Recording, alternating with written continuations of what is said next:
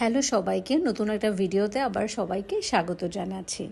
Last time আমি যে ভিডিওটা শেয়ার করেছি সেখানে বলেছিলাম আমি যা যা শপিং করেছি সেটা সবার সাথে শেয়ার করব। So final I am here.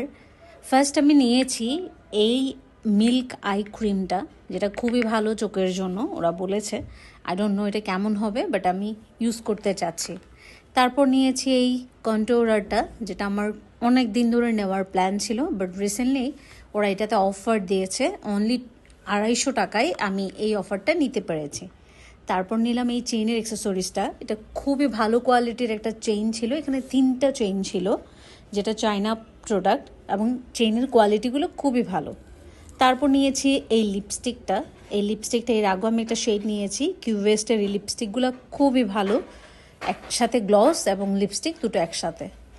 তারপর সেই সাথে আমি নিয়েছি মার্জের এই লিপ লাইনারটা, যেটা আমি লিপস্টিক